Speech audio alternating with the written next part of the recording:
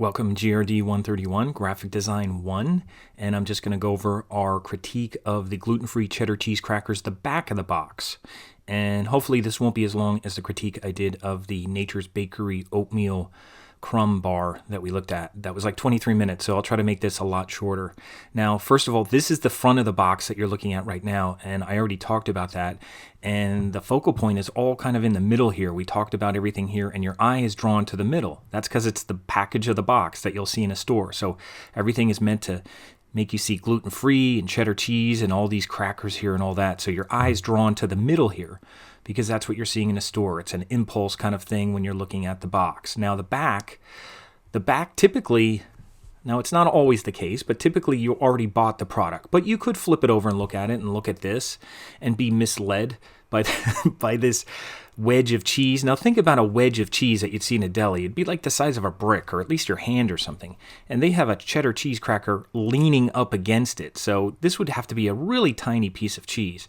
But anyway, it does its job. It provides some contrast to the page. Everything else is kind of muted, and this is the brightest color on the page, so your eye will go to that.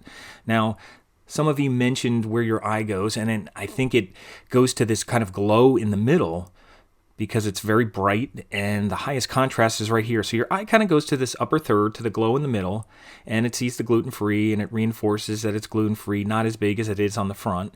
And here it has the cheddar cheese crackers in the same kind of shade of color as the background, a little bit darker, but kind of muted, so not really important. Your eye might go over there, but where your eye is going to go is going to go down here in this kind of diagonal direction here, and that's flow. That's by putting elements or markers here to make your eye go from here to here. Your eye is going to jump from there to there. Now there is kind of a transition here of the text, and I'll talk about that, but your eye is going to go from here to here and then down to here. It's kind of like a reverse Z pattern.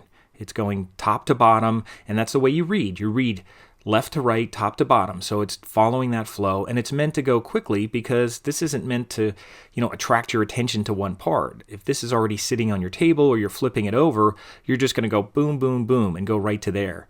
And, see the product and some little notes on here that might get your attention. So we got a lot of flow going on just by the position of elements. And like a billboard, even though this is vertical, like a billboard, it kind of gets you to go from top left to bottom right. And that's what billboards do. And the last thing it leaves you with is these things down here. And that's the whole purpose, I think, of the back, is to advertise these things, to get you to buy more products. They have a chance here on the back of the box to get you to buy more products. There's no ingredients here or anything like that other than they're mentioning how great the cheddar cheese is and stuff. If you want to see ingredients, you'll see that on the side. But they're really promoting their products, their brand is what they're doing here. And, they're making the layout look very similar to the front. Kind of like the old album covers would have a similar look to the back, except maybe without the picture of the band. They'd show the songs or something in the middle back in the 70s and 80s. But what they have in here, instead of the songs in the middle, is text. And if you read this text, and I encourage you to read it because you'll have a hard time getting through it because it really doesn't say anything worthwhile. It's just a bunch of blather about each cracker is made with real cheddar cheese. And, make no mistake about it. Cheddar cheese crackers aren't good for you, no matter what they say. So nothing's helping you be healthier by eating these crackers. If you were starving or if your blood sugar was plummeting, perhaps a cracker might help, but these aren't really good for you. So none of this really makes any sense, but it does look nice. It's in a light font, and it sits nicely on this white background, so it's easier to read.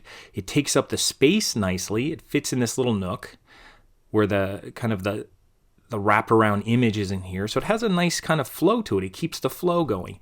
Now keep in mind, it's not easy to read, meaning if you had to read text that kind of indented every line like that, and it's not really centered, it's like they moved it and they tried to center each line in its own little block. It's really odd.